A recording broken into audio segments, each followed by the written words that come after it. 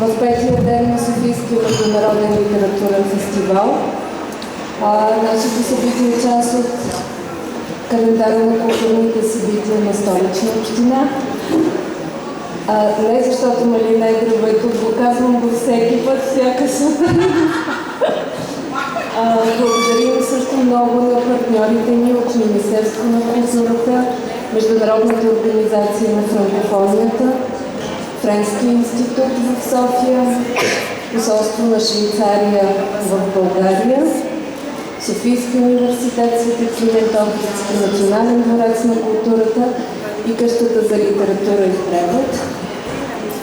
Именно съвместно с Къщата за литература и превод организираме това прекрасно събитие, тази литературна закуска, в която ще се говори за толкова важната тема, особено за България, за това какво работи литературния агент и всъщност колко е необходим.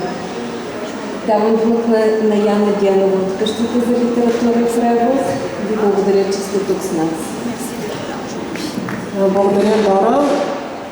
Аз ще модерирам тази среща. Имаме време колкото си искаме. Днес, само да питам, чува ли се добре? Мраморното фоайе не е любимото място, в смисъл не е най-доброто място, макар че фестивал го оживява по един прекрасен начин. От мен също благодарности на Столична община тази година Къщата за литература и превод е посрещнала 12 души чуждестранни гост-резиденти в програмата ни, писатели и преводачи от български език и чуждестранни издатели и литературни агенции, каквито са Лор Пеше и Пиер Астие. И всичко това благодарение на партньорството ни с Столична община и на други организации като Традук.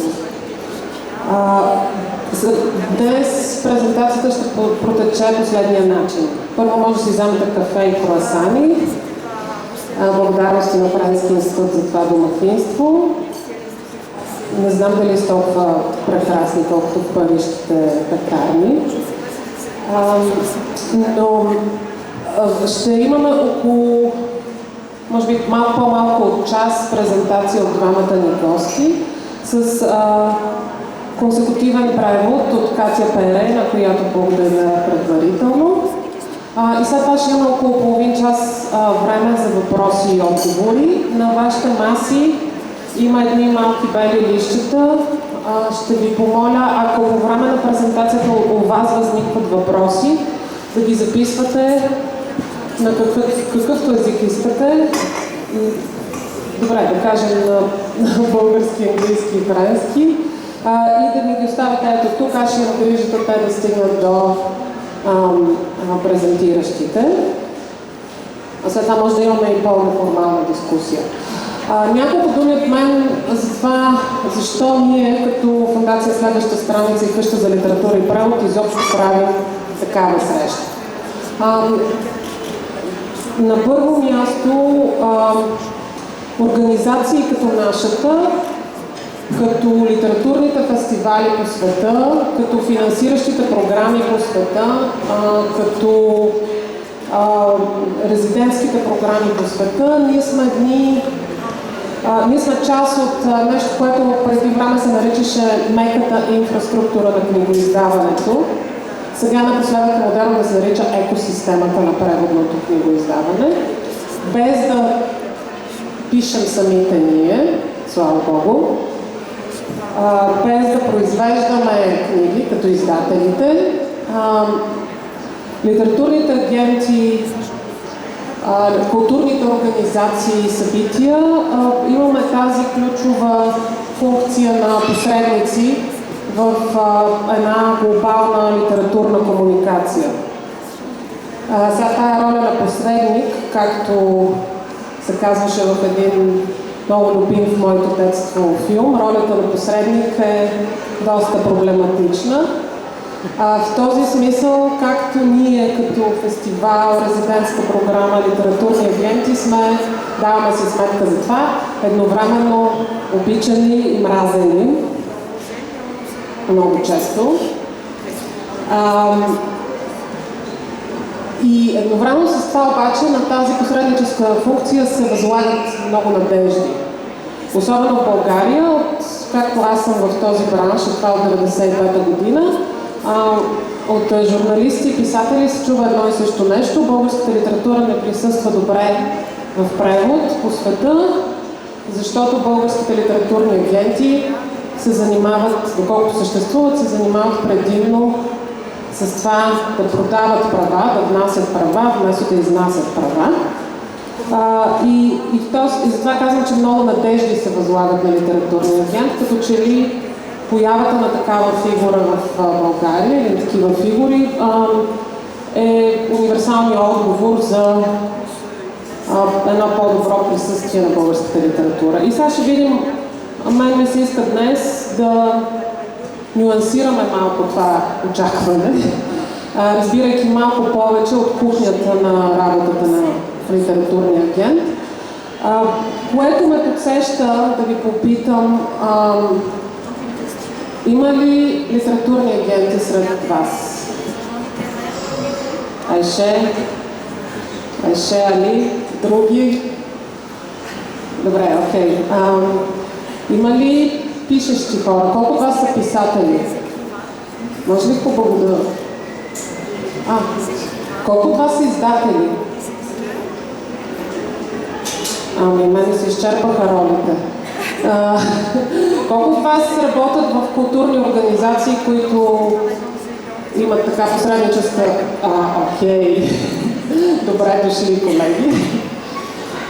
Значи имаме доста смесена група и една литературна агентка.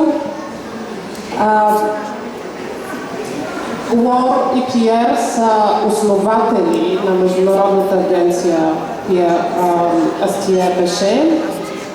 Аз се срещнах с Пиер за първи път преди 7 години в Лвов, в Украйна, на техния панаир на книгата, който организира с помощта на фондация Следваща страница, която аз представлява, такива международни издателски визити.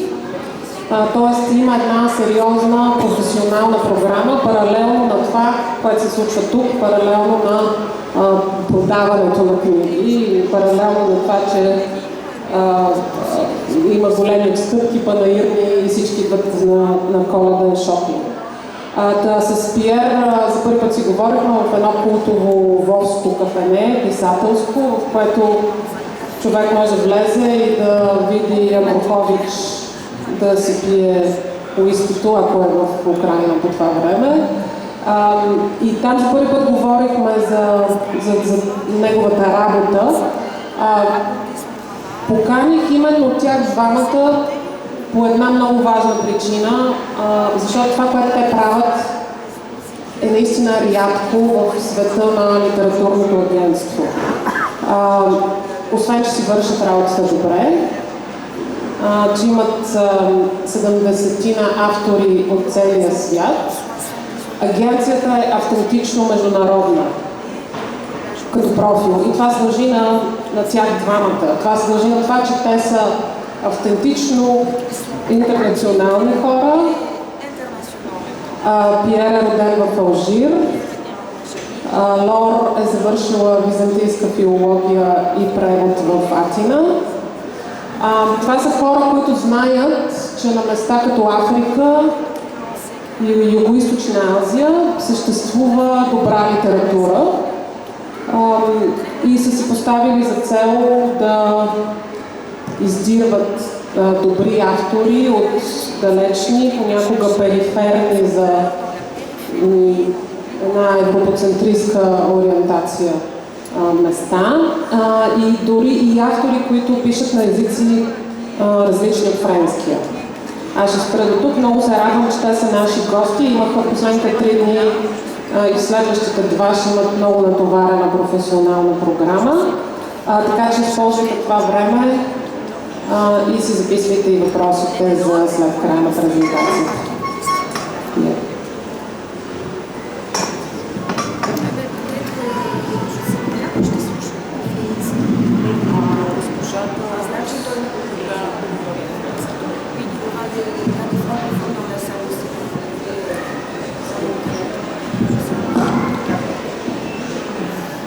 Bonjour à tous et merci d'être aussi nombreux dans ce palais de la culture. Je remercie Yana immédiatement et je la rassure sur la qualité des croissants. Добър ден на всички, радвам се след днес, че съм да. Добър ден на всички, радвам се, че сте толкова многобройни днес. Ще започна с благодарности на Яна и за наистина много качествените круасани. Je pense qu'ils sont peut-être meilleurs qu'à Paris. Даже мисля, че са по-вкусни отколкото в Париж. Donc je vais aussi remercier, excusez-moi, je voudrais remercier Dora, je voudrais remercier l'Institut français, je voudrais remercier la municipalité de Sofia. C'est vraiment un très grand plaisir, un grand honneur d'être ici parmi vous en Bulgarie. Nous avons des relations depuis plusieurs années déjà avec plusieurs pays des Balkans, d'Europe centrale, d'Europe de l'Est. Et pour nous, dans notre travail, dans notre manière de travailler, qui est d'abord la francophonie, mais je pense que l'Europe est quelque chose d'extrêmement important, et y compris par rapport à ce qui s'est passé hier en Angleterre, notre travail avec toute l'Europe et tous les Européens est vraiment très important. Благодаря на всички, че сте тук. Благодаря на Дора, благодаря на Столична община, благодаря на Френския институт, благодаря на къщата за литература и превод и благодаря на всички, че сте тук. Ние работим отдавна с държави от Балканите и държави от Централна и Източна Европа, тъй като мислим, че Европа не е само централната част, ами всичко, което е включено в този съюз. По отношение на това, което се случи скоро в Англия,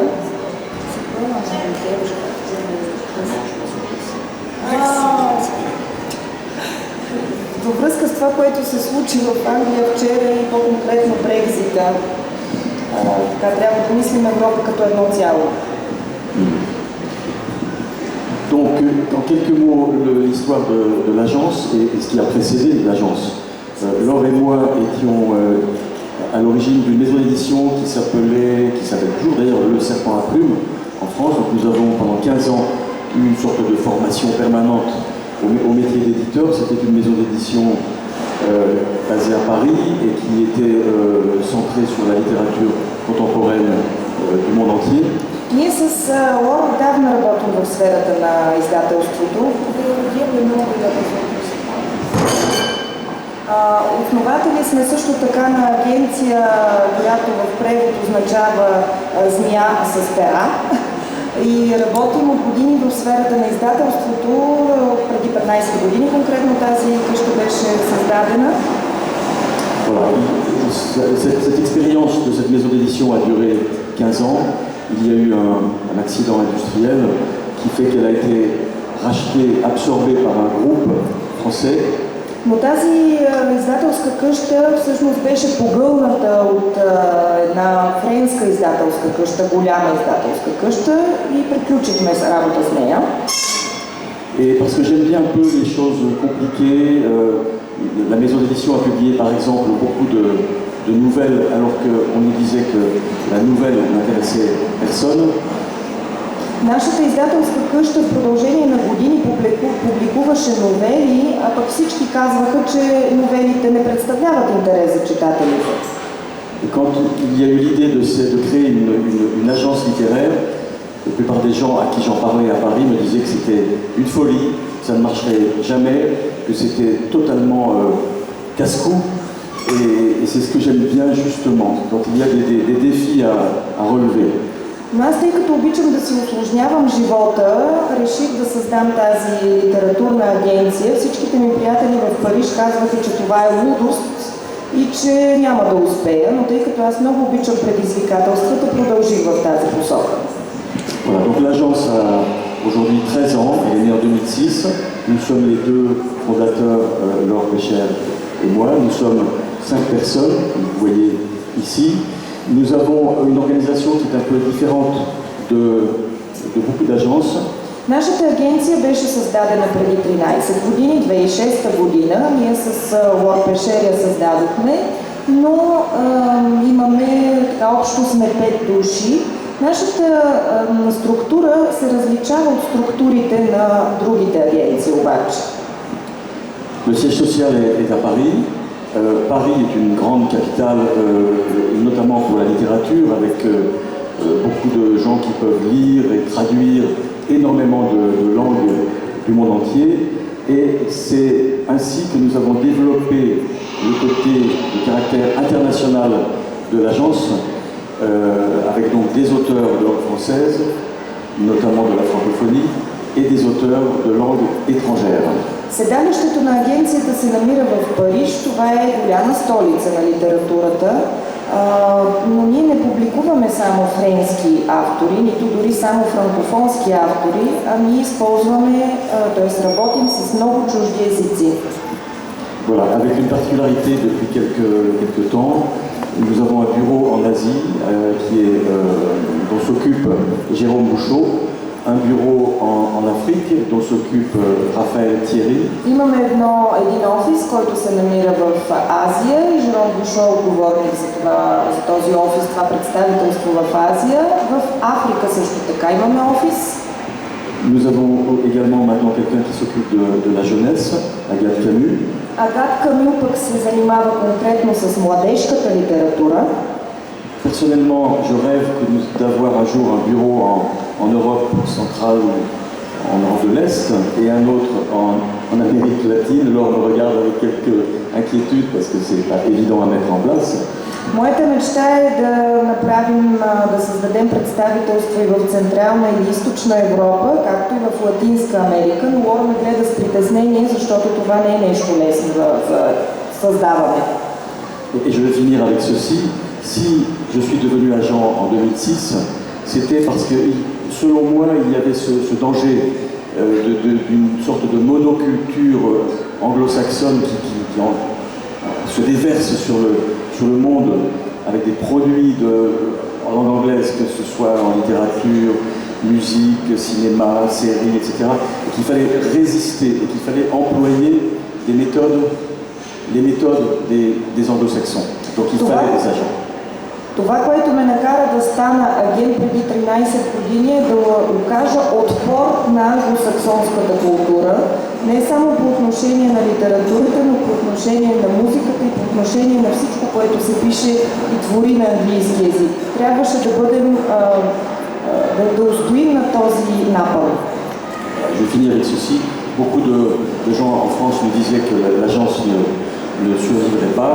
L'agence a 13 ans, elle est ici en bonne santé, Laure et moi, et nous espérons qu'il y aura de plus en plus d'agents et en France et en Europe. Et je vais laisser la parole maintenant à Laure pour expliquer le métier. И ще приключа с това, че отново казвам, всички около мен твърдяха, че няма да оцелеем като агенти, но ето вече 13-та година продължаваме да работим и сме в добро здраве на всичкото отгоре с Лори и сега ще оставя думата на нея. Alors, bonjour à mon tour. Je m'associe au remerciement évidemment de Pierre. Благодаря на всички отново, че сте тук и ще се присъединим към благодарностите вече изказани от Пиер. Et je rebondis tout de suite sur ce qu'il a dit des États-Unis, et de l'Angleterre aussi, puisque le métier d'agent littéraire est un métier originellement anglo-saxon. И ще продължа с това, което каза Пиер относно англоязичната култура в Щатите и в Англия, разбира се. Професията на литературен агент е създадена от англосаксонския модел. Pour comprendre pourquoi ce métier est né aux États-Unis ou dans les pays anglo-saxons, en réalité la raison est assez simple. Има една съвсем проста причина точно там да се зароди тази професия, в англосаксонските държави. C'est que dans le droit anglo-saxon, il y a quelque chose de quasi sacré, c'est la liberté contractuelle. Защото в англосаксонското право има нещо свещено, което се нарича договор на свобода. Ça veut dire que quand un auteur et un éditeur signent un contrat, c'est en gros que le plus fort gagne. Това е така, защото когато един автор и един издател подписват договор, правото е на страната на по-силния. Et dans une relation entre un auteur et un éditeur, eh bien 9 fois sur 10, l'éditeur est en position de force. И в отношенията между писателя, автора и издателя, в 9 случая от 10, издателя е в тази силна позиция. Et jamais le législateur ne va intervenir dans ce contrat en disant qu'il faut protéger le plus faible. И никога законодателя не е създал право, което да дава всъщност силата на по-слабия, да защити по-слабия. C'est pour ça que dès le 19e siècle, aux États-Unis et en Angleterre, sont apparus les agents littéraires qui avaient pour fonction de protéger les intérêts des auteurs. Именно по тази причина през 19 век се появи поста на литературен агент, чиято роля е да защитава автора. En France et en Allemagne, au contraire, on a une situation totalement inverse. Във Франция и в Германия обаче случай е абсолютно противоположен. La loi considère qu'il faut protéger dans une relation contractuelle toujours le plus faible. Закона предвижда, че при един договор винаги се защитава по-слабия. Et donc la loi a toujours protégé l'auteur dans sa relation contractuelle avec l'éditeur. И по този начин винаги автора е бил защитен при договорните си отношения с издателя. Et c'est pour ça qu'en France et en Allemagne, en particulier en Allemagne, on n'a pas eu besoin d'agents littéraires, on va dire, jusqu'à la Seconde Guerre mondiale. Именно по тази причина във Франция и в Германия не е имало необходимост от съществуването на литературни агенти до Втората световна война. Et pour aller un petit peu vite dans l'histoire, la Seconde Guerre mondiale, puis tous les bouleversements du XXe siècle, ont rendu de plus en plus nécessaire en Allemagne, puis dans le reste, on va dire dans le reste de l'Europe et aujourd'hui dans le reste du monde, cet agent littéraire qui était là pour intervenir entre les éditeurs et les auteurs. След края на Втората световна война и всички смущения след нея в Германия, първо в Германия и след това във всички останали държави от Европа, се появи тази нужда от създаване на литературни агенти, от появата на литературни агенти, за да се намесят в договорните отношения между автора и издателя.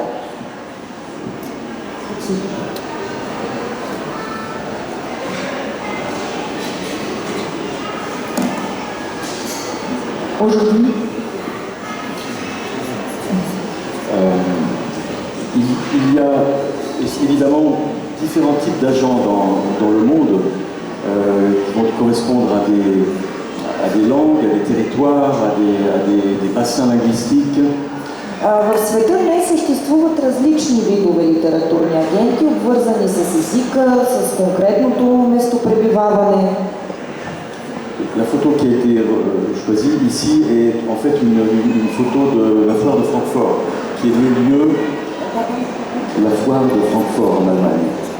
Снимката, която сме избрали, е от панаира във Франкфурт, Германия. Où se retrouve chaque année le plus grand nombre d'agents littéraires. Тук се събираме всяка година с други литературни агенти от целия свят.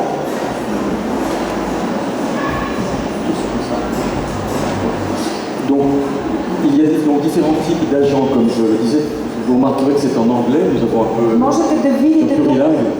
тук на английски различните типове литературни агенти.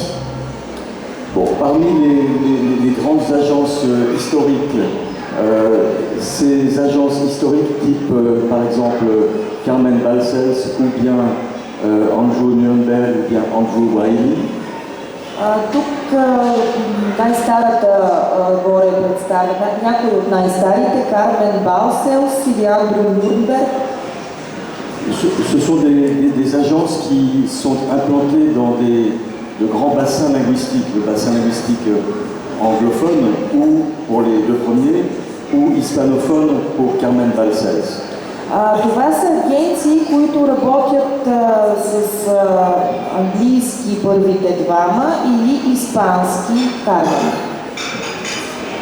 Ce qui a donné à ces agences cette dimension internationale qu'elles ont acquise au fil des années.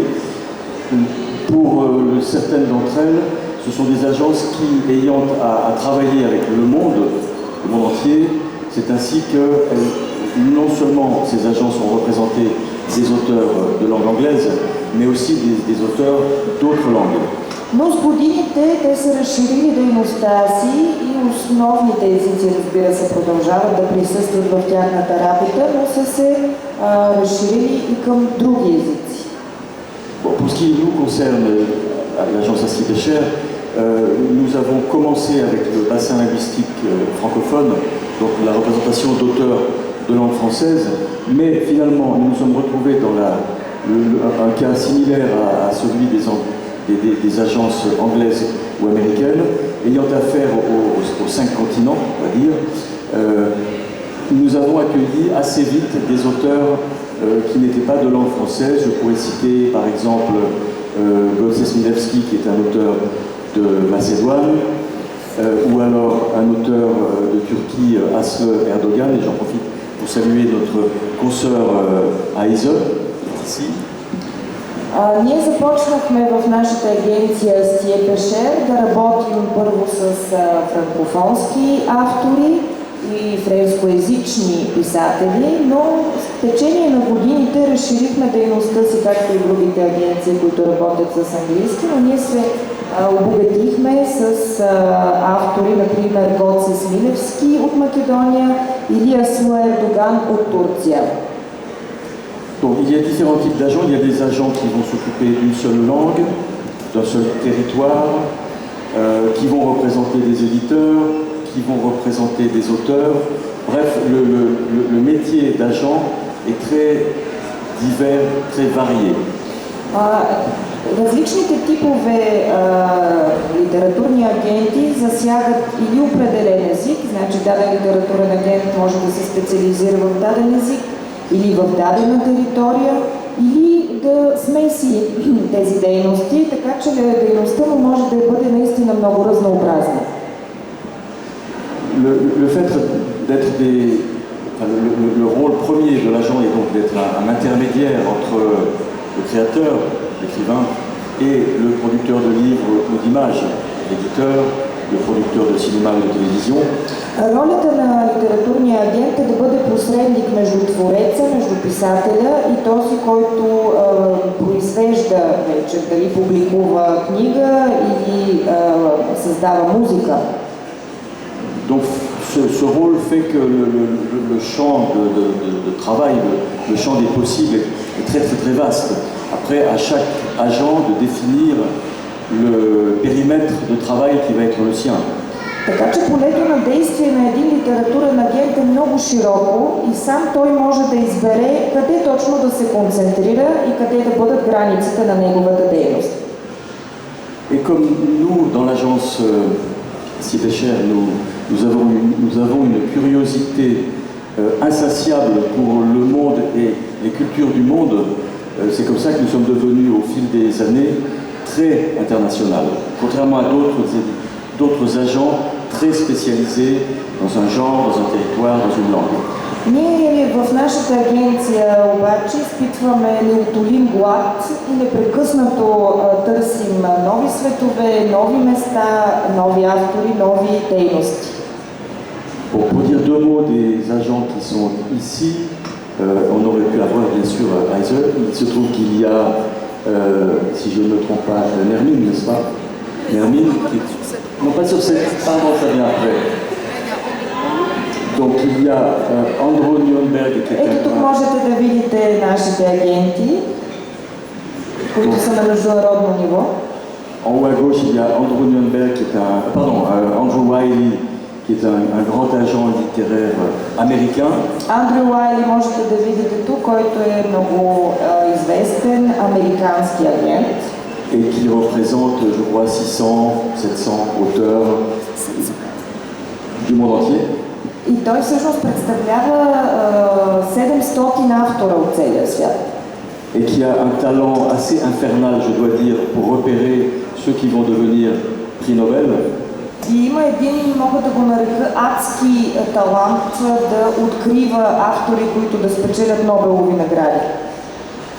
Bon, il y a quelqu'un que nous aimons beaucoup, c'est Anna Soler Pontas Agency, Ана можете да видите от агенция Pontas, qui est une agente espagnole et qui, contrairement à Andrew Wiley, a été éditrice. Je dis ceci parce que les agents qui ont été éditeurs, selon moi, travaillent différemment. За разлика от Андрю Уайли, тя е била издател преди да стане агент. И казвам това, защото според мен агентите, които преди това са били издатели, работят по съвсем различен начин. Bon, je dirais un mot de Carmen Balcells pour expliquer ce que peut être le rôle assez important en tant qu'acteur de mouvements importants. Je veux citer Carmen Balcells. Искам да насоча вниманието ви към Кармен Балселс, защото при нея има нещо много интересно. Qui est une agente espagnole à Barcelone. Тя е испански агент, позициониран в Барселона. Et qui, pendant les années de dictature en Amérique latine, a accueilli énormément de très grands auteurs latino-américains. И по време на диктатурата в Латинска Америка тя е посрещнала и приела страшно голям брой автори, които са избягали от тази диктатура. Et on peut dire qu'elle a accompagné ce qu'on appelle le boom latino-américain, donc cette grande littérature de l'Amérique latine, c'est elle qui a porté ça. И именно тя е износила, понесла на гърба си именно този бум на латиноамериканска литература. Je prends encore deux petits exemples rapidement. La découverte par exemple des littératures d'Asie en langue anglaise. Je veux parler des littératures d'Inde, du Pakistan, du Sri Lanka. Ce sont des agents anglais qui les ont portés. Ще дам само и още два примера. Един е на азиатската литература, написана на английски език. Тази литература от Шри Ланка, от Пакистан и Индия. Пакистан, Индия и Шри Ланка, всъщност английски агенти са допринесли за развитието на тази литература. Et un dernier exemple, une agence suédoise qui s'appelle Solomonson, qui n'est pas ici, Solomonson Agency, qui a porté de manière incroyablement dynamique toute cette vague de romans policiers suédois et scandinaves en général. И последният пример, който ще дам, е една шведска агенция, Solomonson. Тази агенция всъщност износи на гърба си пък целият бум на скандинавска полицейска литература, т.е. крими поредиците от скандинавските държави. Voilà, donc je pense que le rôle de l'agent, au travers de ces quelques exemples, peut, vous le voyez, peut-être assez important dans l'histoire des mouvements littéraires, des littératures contemporaines. Така че виждате, ролята на литературния агент в исторически план е много важна, за да се популяризира един или друг вид литература и конкретните автори. Pour ce qui nous concerne, nous essayons un peu de jouer ce rôle-là sans prétention non plus, mais avec les littératures de langue française, et je dois dire que j'ai été très heureux de voir comment les littératures de langue française, donc francophones, ont été mises à l'honneur ici à Sofia. Je trouve ça formidable et bravo aux Bulgares. Ние се опитваме да играем тази роля както трябва, без някакви претенции. Много се радвам на това, което виждам в София и франкофонската и френскоязичната литература по какъв начин е представена в София. Браво! Donc, pour résumer le travail de l'agent, hein, qui est complexe, qui est divers, qui comporte de nombreux aspects éditorial, commercial, juridique, financier. За да резюмирам всъщност работата на литературния агент, тя всъщност има финансово, икономическо, правно, издателско измерение. Donc j'ai envie de dire que l'agent, d'abord, n'a pas le temps de dormir, tellement il y a de choses à faire. Това, което трябва да подчертая обаче, че литературният агент няма време за сън, толкова много неща има да прави, че не спи. Il y a des propositions, des manuscrits qui arrivent tous les jours, des manuscrits pour nous en français, mais aussi dans d'autres langues, des langues que nous pouvons lire ou pas, et si nous ne pouvons pas les lire, il nous faut des lecteurs. Всеки ден пристигат ръкописи, и то не само на френски език, конкретно в нашия случай, и на други езици, които евентуално можем да четем, но ако не можем да ги четем, трябва да намерим други читатели, които да ни ги прочетат. Dès lors que nous représentons un écrivain, c'est par le biais d'un mandat, d'un contrat, que les choses sont formalisées. Когато изберем даден творец, даден писател, се подписва договор или пълномощно. Изобщо трябва да има документ, който да сключва това сътрудничество. Lequel contrat définit au mieux le rôle de chacun, le rôle de l'auteur, le rôle de l'agent. В този договор съвсем точно е описана каква е ролята на автора и задълженията му и съответно на литературния агент. Et la première chose va être de faire en sorte que le manuscrit sur lequel nous travaillons, un roman, un essai, un roman historique, un roman policier, soit présentable à des éditeurs.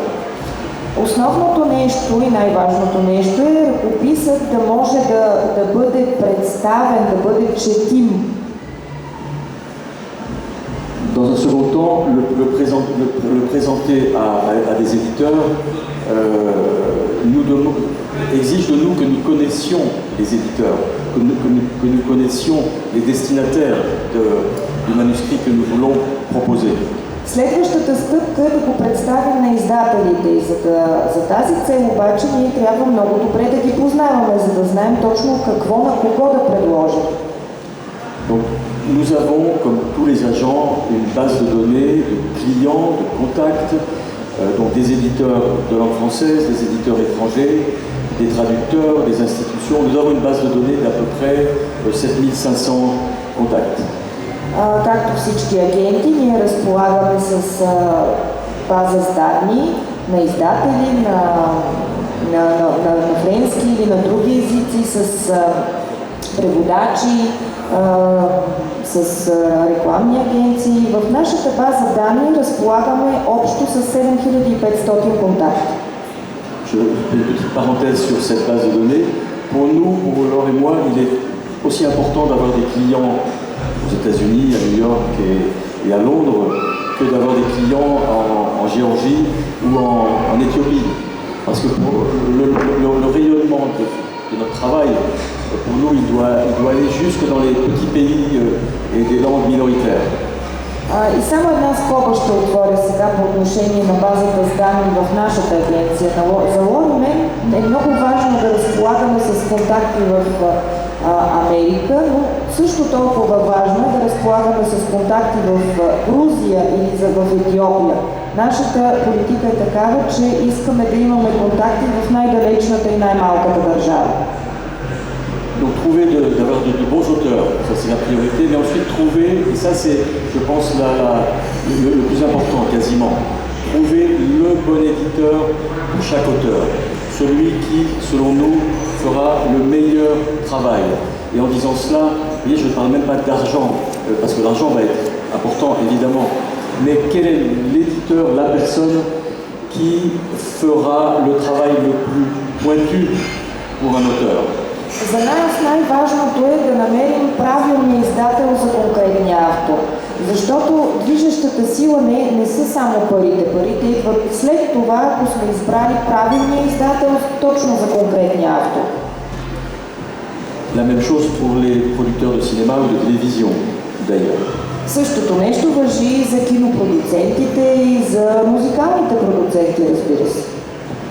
Donc je vais finir en disant que la partie donc recherche d'éditeurs, de producteurs est fondamentale. Ce sont des stratégies. Il faut connaître les personnes à qui nous nous adressons, les connaître personnellement, hein, pas seulement par email.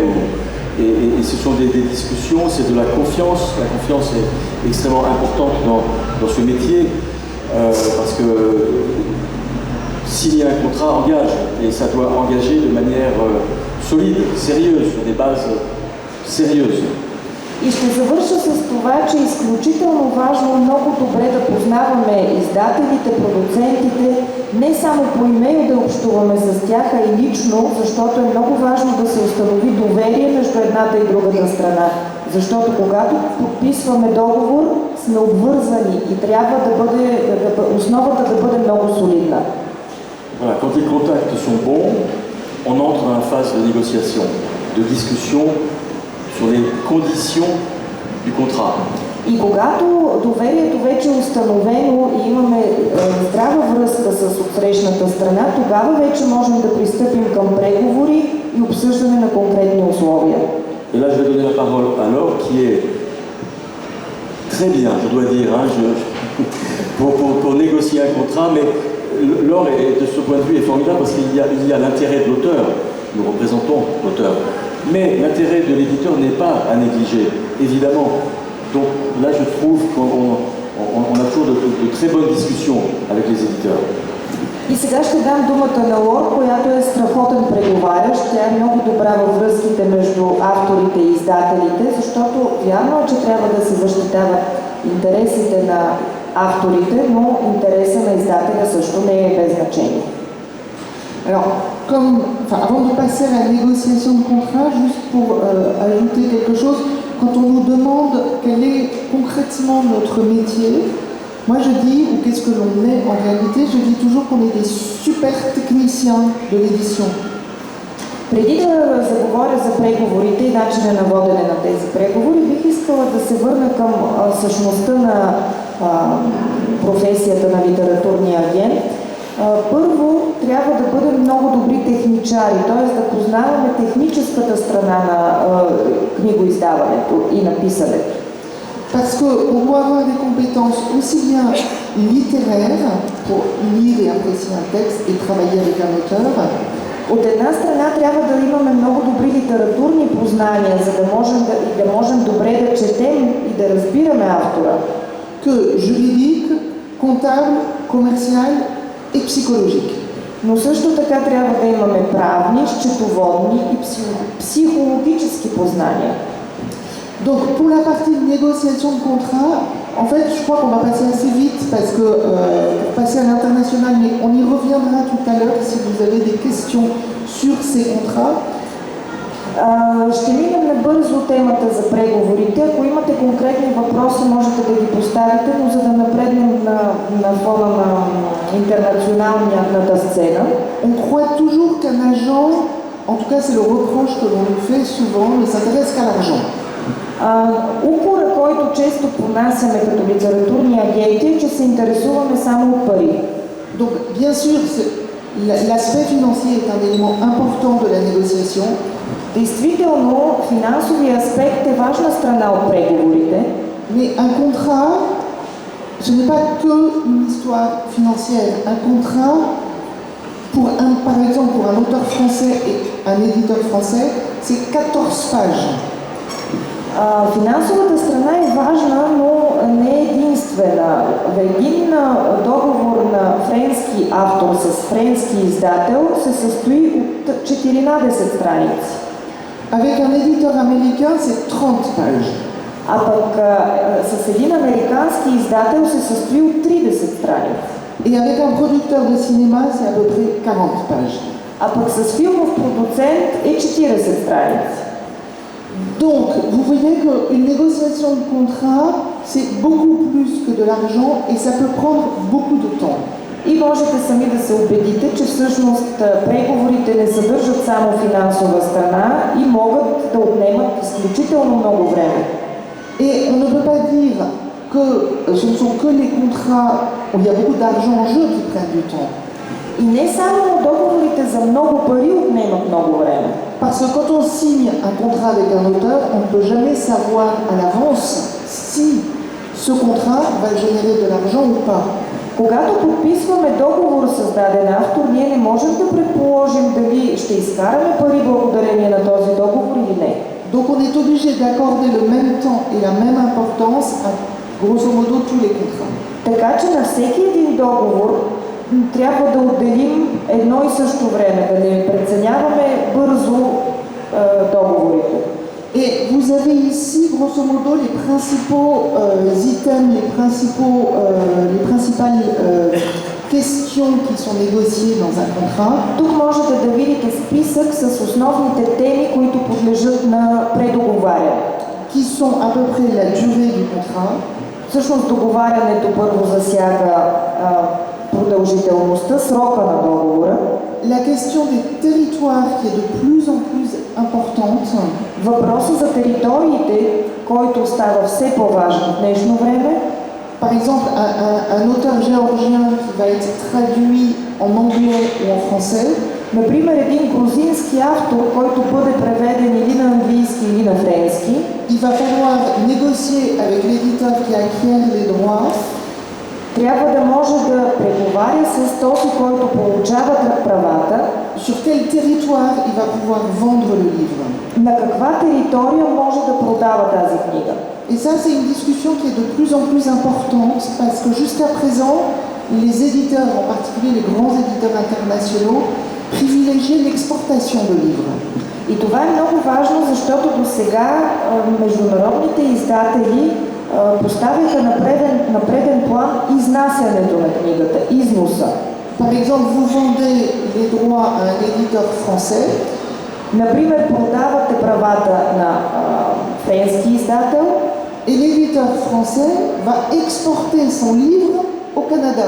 А пък френският издател изнася тази книга в Канада. Ce qui aujourd'hui est un non-sens économique et écologique. On est d'accord. А пък в днешно време това е абсолютно безсмислие от икономическа и от екологична гледна точка. Donc la question des territoires est en train de prendre une importance croissante dans nos métiers en réalité. Така че в днешно време територията е един много важен въпрос, който все повече се поставя в днешно време. Et puis après, dans les contrats, évidemment, il y a l'aspect financier. След това, разбира се, има финансовата страна на договора. Mais il y a aussi la question de la possibilité pour l'auteur de récupérer ses droits à quel moment. Но също така и възможността на автора да си възвърне правата и в кой момент точно. Et puis la question de l'information, de la promotion, de la communication. И също така стои въпросът за информирането, за информационната кампания, за рекламната кампания и за медии. Donc en fait, un agent, on dit que sur un marché, ça peut avoir un effet extrêmement positif parce que ça rééquilibre le pouvoir ou en tout cas l'importance de chaque partie sur un marché. Ça ne laisse pas tout entre les mains d'un seul acteur. Агентът има много важна роля на пазара, тъй като той всъщност уравновесява тежестта и значението на единия и на другия, на едната и на другата страна по договора. Les agents ont toujours joué un rôle très important dans l'évolution du droit d'auteur. Литературните агенти винаги са играли много важна роля в еволюцията, развитието на авторските права. Et évidemment dans l'internationalisation des œuvres. И също така разпространението на международно ниво на творбите. Et là, je dirais qu'il y a différentes façons de le faire. Има различни начини да се направи това. Et avant d'aborder la question de nos métiers à l'international, parce qu'évidemment c'est très important. Естествено, много е важно международното измерение на нашата професия. Je crois qu'on peut aborder, en tout cas Pierre peut l'aborder, l'action que l'on peut avoir en dehors de cette action d'intermédiaire entre les auteurs et les éditeurs. И Пиер ще ни каже какво всъщност ни отличава от прости посредници между писателя и издателя. Les agents de plus en plus ont une action culturelle très importante dans l'organisation d'événements où tout le monde peut travailler ensemble. Литературният агент все повече има организационна работа и представяне на различните аспекти на литературното творчество. Bon, je voudrais juste compléter ce que vient de dire Laure avec une petite chose rapidement, qui est que nous voulons que les écrivains que nous représentons soient des professionnels de ce qu'ils font. Ще добавя съвсем кратичко само нещо. Авторите, писателите, които ние избираме, трябва да бъдат професионалисти в това, което правят. Donc il y a beaucoup de pédagogie dans notre façon de travailler avec les auteurs, parce que nous voulons que les auteurs sachent pourquoi ils écrivent et pourquoi ils veulent être publiés. Parce que écrire, ça engage. Et nous voulons que nos auteurs soient ambitieux, qu'ils aient envie d'être lus. Et de la même façon, nous souhaitons que les éditeurs auxquels nous vendons des droits. В нашата професия в този смисъл има много педагогика и трябва да имаме педагогически подход към авторите, за да знаят тези писатели именно защо пишат. Защото за да пишеш трябва да имаш позиция, ангажираш се с нещо и трябва да искат да бъдат публикувани, да са амбициозни, за да могат хората да ги четат. Donc nous voulons que les éditeurs réussissent et qu'ils vendent beaucoup de livres des auteurs que nous leur avons apportés. Alors ce tableau ici, c'est pour indiquer que les agents peuvent avoir une action au-delà de leur seul travail d'agent. И ние също така искаме издателите да са доволни от авторите, които публикуват, за да могат да бъдат представени навсякъде. От друга страна, сега на тази схема можете да видите какви са другите пък аспекти на професията на литературен агент. Bon, il y avait sur le tableau précédent donc Предишната схема беше обаче. Anna Soler qui a été en charge de l'invitation de la Catalogne à la foire de Francfort. Elle a fait ça remarquablement. Nermine, donc agente en Turquie, qui a créé un festival très, très important. Et rapidement, en un mot, nous sommes devenus les consultants de la foire du livre international de Bruxelles, où nous organisons un espace achat-vente de droits et également un fellowship d'éditeurs internationaux. Ето това са няколко примери за страничната дейност, т.е. не страничната, но другата част от работата на литературния агент. Това са някои примери. Последния долу е, тъй като ние организираме самия панаир на книгата в Брюксел от известно време, така че се занимаваме и с много организаторска дейност. Alors, avant de passer rapidement au droit, il faut ne pas occulter le fait que les agents sont critiqués et parfois à raison.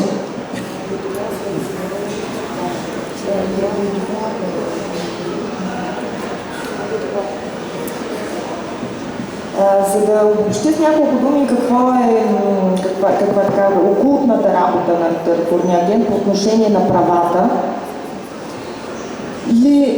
Un agent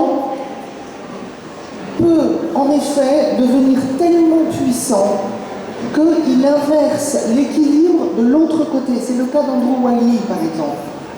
Един литературен агент може да стане толкова влиятелен, че да преобърне местата на автора и на издателя. Например, такъв агента на Андрю Уайли, такъв е примера на Андрю Уайли, който всъщност отива от другата страна. Les éditeurs du monde entier tremblent devant Andrew Wiley. Издателите от целия свят треперят пред него. Et il ne devrait pas, à mon avis, mais le fait est qu'il tremble. Те не би трябвало, не би следвало според мен да правят това, но това е факт. Et l'autre effet perverse, c'est ce que l'on entend dans toutes les foires internationales, c'est de temps en temps des avaloirs ou des avances de contrats qui sont ce qu'on appelle à 6 chiffres.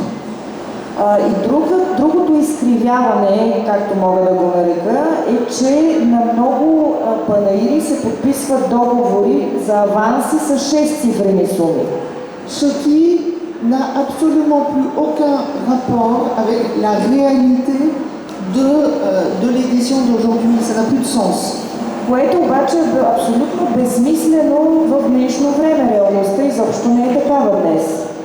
Donc c'est une réalité, c'est vrai, et on en a tous conscience. Но това е факт, ние всички го осъзнаваме. Je continue sur le... Alors, pour vous parler de concrètement notre action à l'international, comment on travaille à l'international. Сега да видим какво правим в международен план, каква е работата ни на международно ниво. Il y a beaucoup de façons pour un auteur d'atteindre un éditeur étranger. Има много начини за един писател да достигне до издатели в чужбина. Mais on va dire que dans 2/3 des cas, Но да кажем в 2/3 от случаите il y a toujours un agent dans le processus. има литературен агент в този процес.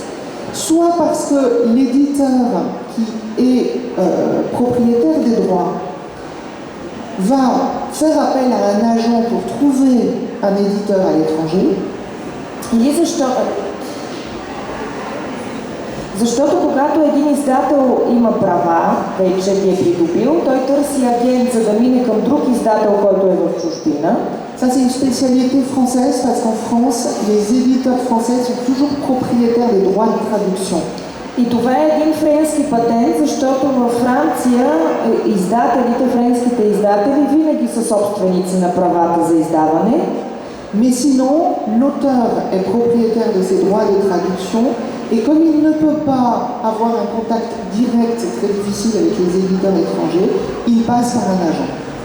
Или когато автора, който притежава правата за превод, много трудно може да достигне до един издател в чужбина, за да бъде издаден другаде извън собствената си страна и тогава се свързва с литературен агент. Ce qui veut dire que l'agent est toujours au cœur du système. Il est en contact aussi bien avec l'auteur qu'avec les institutions, qu'avec le traducteur, qu'avec l'éditeur étranger. Il est toujours au centre, j'allais dire. Така че литературният агент е в същността на процеса. Около него се върти връзката с автора, с издателя, с преводача, с институциите, които позволяват неговото издаване и изнасяне в чужбина.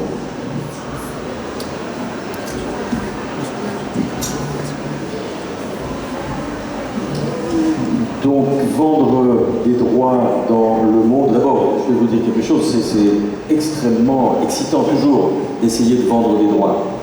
По отношение на продаването на права, мога да кажа, че винаги е много вълнуващо да се опиташ да продадеш права. Il faut connaître il faut avoir beaucoup de personnes potentiellement clients que nous connaissons. Donc ça veut dire beaucoup de networking. Ние имаме много нетворкинг работа, т.е. трябва да познаваме хората, с които потенциално можем да работим. Je pars du principe, personnellement, qu'il n'y a pas des grands marchés, des grands éditeurs et des petits éditeurs et des petits marchés et des petites langues. Аз работя на принципа, че няма големи издателски къщи, големи пазари и малки издателски къщи и малки пазари. За мен всички са с едно и също значение. Nous partons du principe qu'il y a des gens passionnés qui font leur travail d'éditeur avec passion et c'est ceux-là que nous voulons trouver. Et ils peuvent être y compris des petites maisons d'édition indépendantes dans des petits pays, mais ils peuvent être aussi à New York, sur la 5e avenue. Ние работим само с хора, които работят с страст. Може да става дума за малки, независими издателски къщи, но ако хората работят с страст и с желание, ние работим с тях. Donc aucun préjugé de notre part, l'envie de travailler avec un maximum de gens très passionnés, comme je le disais. Така че ние нямаме никакви предразсъдъци по отношение на хората, с които работим, просто избираме тези, които работят с страст отново. Donc pour bien faire notre travail, nous avons besoin de lecteurs, de traducteurs, de contacts, d'intermédiaires, d'autres intermédiaires. За да работим добре, ние имаме нужда от преводачи, от читатели, от друг вид посредници. Par conséquent, il nous faut nous tenir toujours très au courant de ce qui se passe un peu partout dans le monde. Il faut voyager, il faut aller au contact des gens, être curieux, ce que nous sommes, je pense. В тази връзка ние непрекъснато трябва да поддържаме контакт с хората, да пътуваме и да бъдем винаги любопитни и любознателни. И сме такива. Et quand Yana tout à l'heure parlait de notre rencontre à Lviv, c'est là que j'ai rencontré et des auteurs et des éditeurs ukrainiens. Et pour nous, ça a été le début d'une belle histoire entre l'agence et l'Ukraine.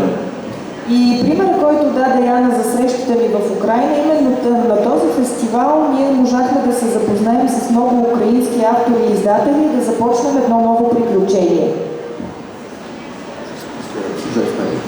Alors, bon, non, c'était juste pour terminer rapidement la présentation. À Francfort, dans les grandes foires internationales, Francfort est la plus grande des foires. Pour vous donner un exemple, il y a 358 agences et 528 agents dans l'espace des droits pendant 5 jours. За да ви дам само един пример нагледен, в най-големия панаир във Франкфурт, който се провежда, са представени 358 агенции и 528 агента. Et c'est ce réseau d'agents qui fabrique, façonne le marché international. И именно тази мрежа от агенти формулира и създава международния пазар. Alors, pour terminer avant vos questions, je pense qu'il y a une question que tout le monde se pose, c'est la question de la rémunération de l'agent. И преди да ви дам думата за въпроси, ще цитирам въпроса, който може би всички вълнува. Какво е възнаграждението на агент? Elles sont assez standards, même s'il y a sûrement des pratiques autres. Става дума за едно доста стандартно възнаграждение, въпреки че има и различни практики. Mais normalement, la commission de l'agence, donc c'est un pourcentage de tous les droits que touche l'auteur. Като цяло става дума за процентно измерение на възнаграждението, т.е. на правата, които получава автора.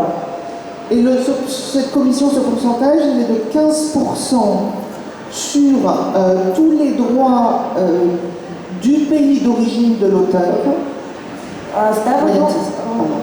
Les royalties, c'est 15% Значи, des royalties. Говорим за аванса за автора, който възлиза на 15% от аванса, който автора получава в собствената си държава. Et c'est de 20% sur le marché international pour tout ce qui est cession de droits. И 20% на международния пазар при прехвърлянето на правата. Et 20% également pour les cessions dans l'audiovisuel. 20% също е за прехвърлянето в сферата на аудиовизуалните изкуства.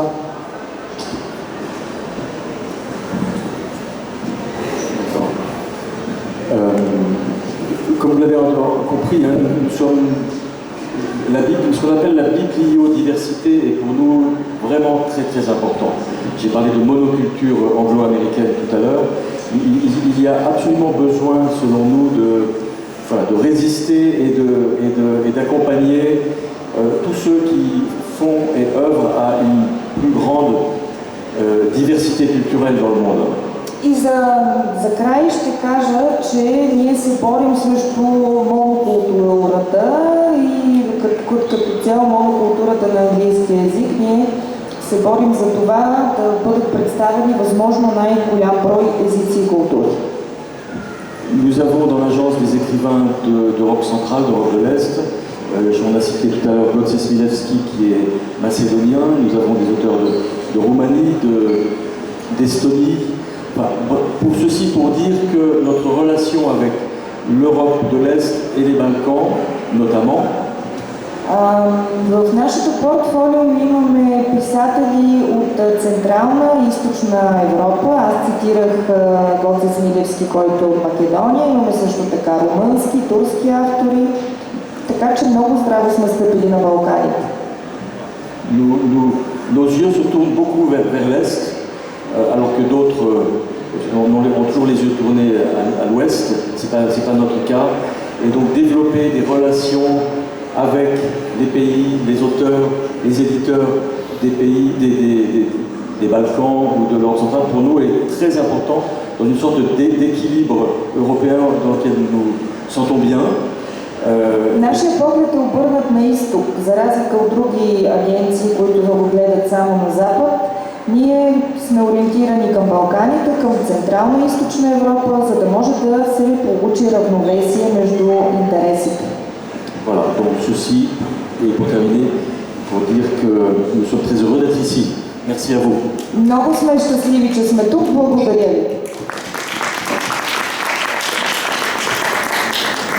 Благодаря на Лор и Пиер за това изключително полезно въведение, защото едно е човек да прочете някои от десетките книги на тема как да бъдем литературни агенти или да гледа някои от десетките YouTube видеа. И друго е да чуе на живо от толкова опитни професионалисти. Не знам за вас, обаче за мен имаше две ключови думи, освен процентите. Две ключови думи в тяхната презентация. Едната беше доверие, другата е страст.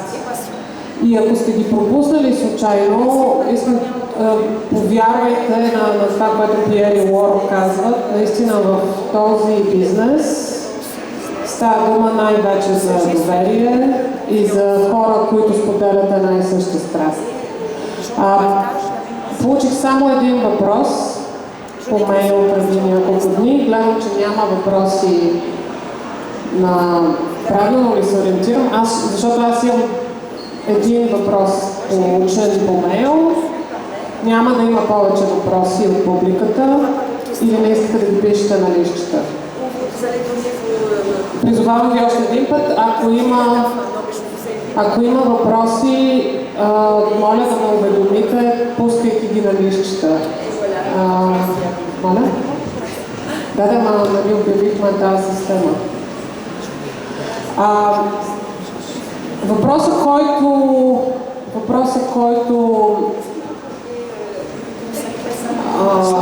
получихме по мейл преди няколко дни и сега се връщам към Лор и Пиер с него и един от мен. Първият въпрос е във вашия бизнес какво се счита за успех? Във вашата лична история, защото вие може да разказвате много конкретни, супер интересни истории за отношения между писатели, издатели, агенти, помежду им и така нататък. Какво вие считате за успех? Защото в литературното агентство от една страна имаме тези 6, да понякога и 7 цифрени суми и едни такива бидове, които се организират във Франкфурт, затворени надавания за бестселър авторите, в които се говори наистина в 6 и 7 цифрени суми за авансите говоря, не за авансите за авторите. А от друга страна имаме автори, които сами си финансират и си плащат преводите на други езици. В тая огромна ножица, във вашия случай, вие какво считате за успех?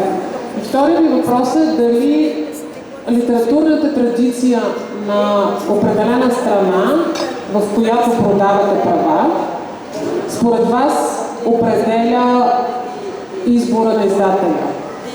Дали определя това, което издателя избира от вашия каталог?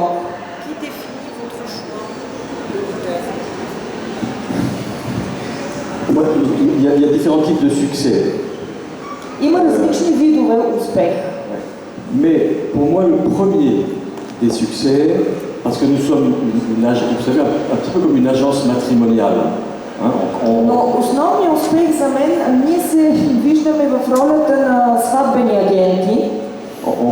On crée un mariage entre deux personnes, un auteur et un éditeur, et les bébés, ce sont les livres. Защото ние всъщност сключваме брак между автора и издателя и се ражда бебе, което е книгата. Vraiment pour moi, quand la relation auteur-éditeur fonctionne bien, qu'ils sont bien ensemble, que le travail est bien fait, je trouve que c'est le premier des succès. И ако действително тези семейни отношения между автора и издателя са безоблачни, това е истинския успех за литературния агент. Ensuite, bien évidemment, c'est le nombre de sessions à un certain nombre d'éditeurs. Le premier éditeur dans la langue de l'auteur, les traductions, ça c'est évidemment le signe de succès quand il y a plusieurs sessions. Действително следващото измерение на успеха е това дадено произведение да бъде преведено на възможно най-много езици. Ако има повече, колкото повече, толкова по-добре. Bon, il peut y avoir beaucoup de sessions, mais les livres ne se vendent pas. Et ça, c'est un demi-succès. Il y a des sessions qui sont très aidées par des gouvernements, par des États qui ont des politiques d'aide à l'acquisition de droits et à la traduction. Действително може обаче дадена книга да бъде издадена в много екземпляри, пък да не се продава добре, защото в дадени държави има подкрепа от държавата за издаване на книги. Je pense que c'est aussi le nombre d'exemplaires de chaque livre vendu qui est important. Et ça, on ne le sait pas toujours très bien. Така че другото измерение на успеха е броя екземпляри, които са продадени, но ние не винаги имаме достъп до тази информация.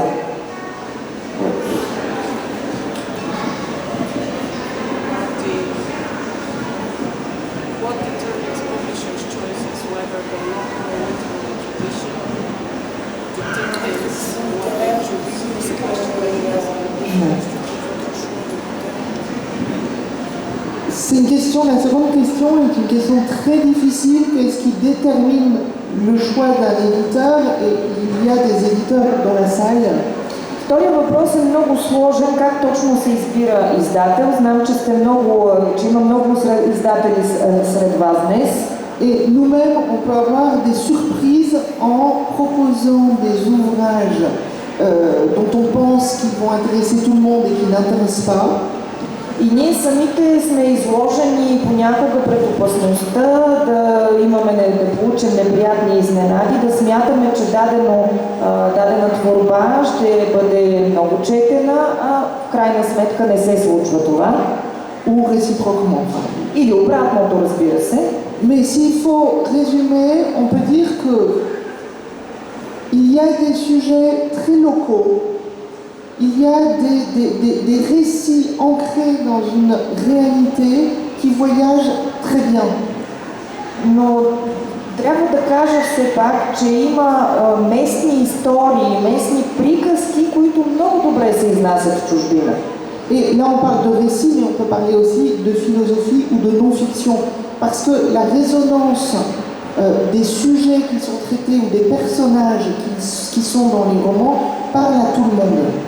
И тук говоря както за местни приказки, така и за философия, за местна философия или за местна фикция, местни герои, които обаче много добре да пътуват в чужбина. Et à l'inverse, il y a des sujets, des histoires qui peuvent se situer n'importe où et non pas du tout dans un ancrage local. От друга страна пък има истории, които да са всеобщи, които да не са закотвени в дадена действителност местна. Qui ne vont pas voyager parce que les éditeurs vont nous dire mais nous des histoires comme ça, des auteurs chez nous peuvent les raconter. И изобщо да не бъдат изнесени и да бъдат разпространени по света, защото издателят да каже да, добре, но тази история може да се случи навсякъде и всеки може да я разкаже. Et là, on peut parler de deux exemples justement à l'agence, de deux grands succès de l'agence. Il y a le succès, on l'a déjà dit, de Goce Smilewski, auteur macédonien. И ето тук ще дам два примера за големи успехи на нашата агенция. Единия е Гоце Смилевски от Македония, който вече споменахме. Dont on a vendu les droits dans 32 pays alors qu'on n'avait aucune traduction dans aucune langue. Неговите права ги продадохме в 32 държави, без изначално да нямаме превод на нито един език. Mais qui s'est vendu sur une histoire universelle que tout le monde connaît, qui est une histoire racontée par la sœur de Sigmund Freud. И това е една история, която пак всеки би могъл да разкаже, защото става дума за история, разказана от сестрата на Зигмунд Фройд. Et là, on peut se demander, mais pourquoi un auteur macédonien qui parle de Sigmund Freud reçoit autant d'accueil? Et ben, c'est l'histoire qu'il a racontée que tout le monde a trouvé particulière. И ето тук си задаваме въпроса, защо един македонски писател разказва за Зигмунд Фройд, при положение, че всеки би могъл да разкаже за него. Et l'autre succès qui nous est arrivé cette année, d'un premier roman d'une auteure de Malaisie. И другия успех, който ни се случи тази година, е огромният успех на един малайзийски автор, qui raconte une histoire qui se passe dans un petit village de Malaisie, който разказва, в книгата се разказва за едно съвсем мъничко селце в Малайзия, et qui a été publié en France avec un bon succès. И този роман беше публикуван във Франция и постигна много добър успех. Donc je crois que ça, ce sont deux exemples qui peuvent répondre un peu à la question, mais c'est une question très difficile. Така че ето отговора на въпроса за успеха на нашата агенция. Много благодаря. Дойдох още 3 въпроса в писмен вид. Имаме 10 минути, може би, до края на тази среща. Ще ви ги прочета набързо. Има въпрос, кое е най-симпатична, най-добрата част от това да бъдеш литературен агент? Какво ще посъветвате някого, който търси писател, който търси литературен агент? Ако един писател иска да си намери агент, какво ще го посъветвате? Или ще я посъветвате? И третия въпрос се отнася за поезия. Агенцията Астие Пеше не работи с поети, не представлява поетически текстове. Но третия въпрос е, това е от мен, третия въпрос е какви са шансовете на българската съвременна поезия на френския книжен пазар, при положение, че в България тиража на една поетична книга от 300 до 500 броя. Значи 3 въпроса за удоволствията от агентството, съвет към писател и поезията.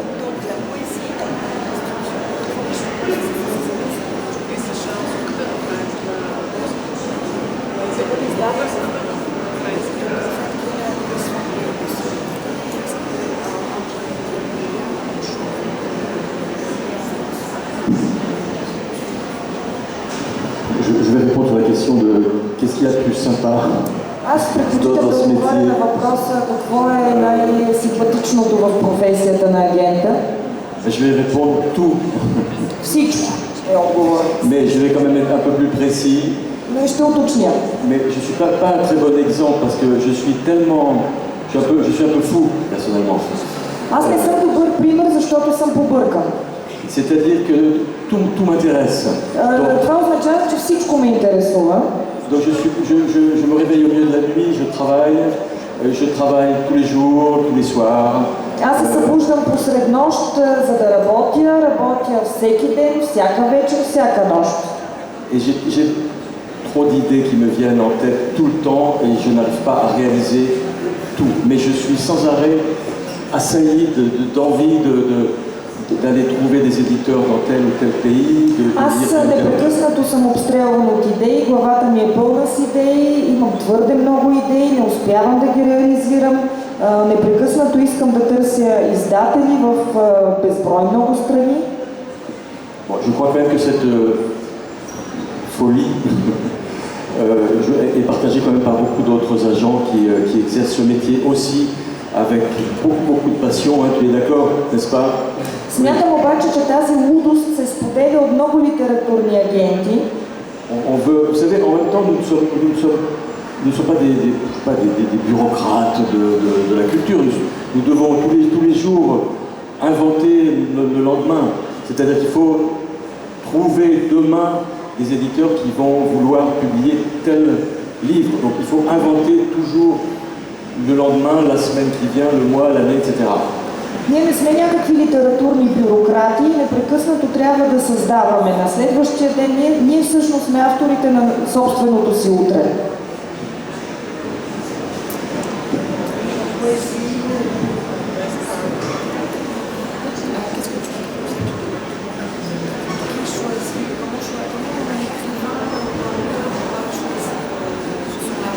Oh, mais ça c'est une question plus difficile. Следващия въпрос е много труден за избора на агент. Какво да посъветваме автора, за да избере агент? Bon, en France, il y a actuellement 25 agences et nous avons avec Laure assisté à la naissance d'un certain nombre d'entre elles, d'agences, de nouvelles agences. Във Франция в момента има 25 агенции. Ние с Лор видяхме раждането на много от тях.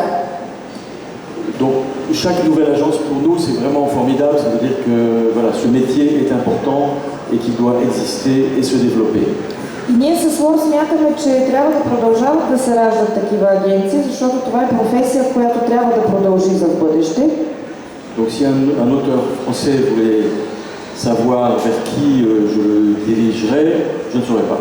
Non. Така че аз не мога да посъветвам нищо един автор, който избира агент. Mais ce que je pense, c'est que l'auteur qui veut avoir un agent doit choisir quelqu'un qui le comprend. Voilà, il faut que la relation entre l'auteur et l'agent soit une relation de grande proximité intellectuelle.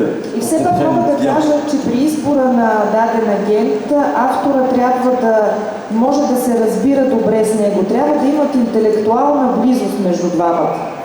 Il n'y a en aucune façon une relation de domination du tout. C'est une relation qui doit être extrêmement équilibrée et par le dialogue et par l'échange, on doit imaginer le meilleur pour l'auteur. Нито един от двамата не трябва да бъде доминиращ. Трябва да има равновесие, обмен, разбирателство между двете страни. Nous avons un nouvel auteur français dans l'agence depuis le mois de mai. Nous avons passé, n'est-ce pas alors, je ne cite pas son nom, nous avons passé avec cet auteur mais des dizaines et des dizaines et des dizaines d'heures pour le rassurer, parce que c'était quelqu'un de très inquiet, avec un roman un peu difficile. Ще ви дам за пример един френски автор, който ни избра през месец май. С него прекарахме часове и часове и часове разговори, за да можем да го успокоим, тъй като темата, на която е писал, е сложна.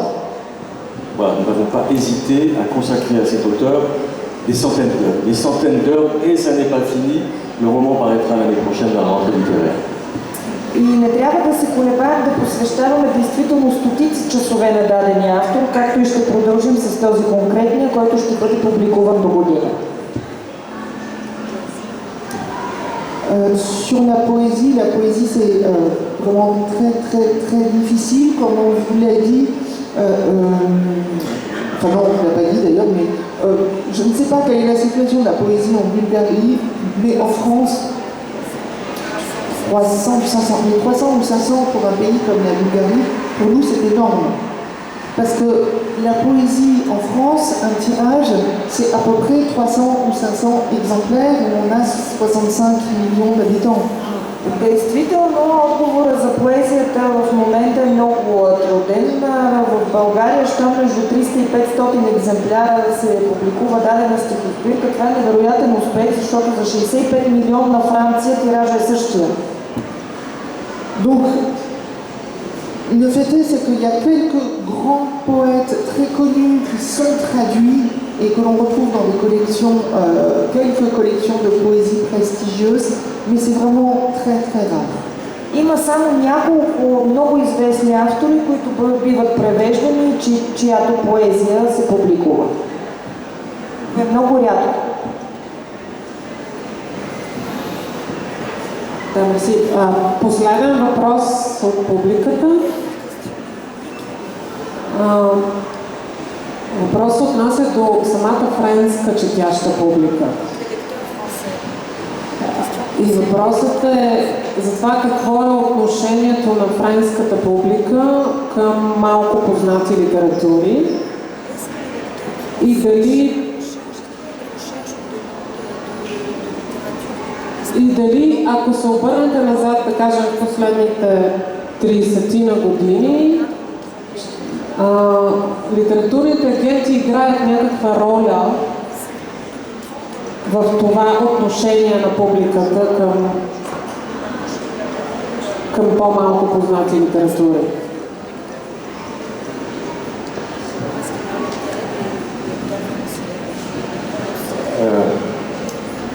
Évidemment, il y a un intérêt très fort des lecteurs français pour d'autres cultures, d'autres littératures que la culture française ou anglo-américaine. В френската аудитория, публика, четящите хора във Франция действително търсят непознати култури и езици, които не познават.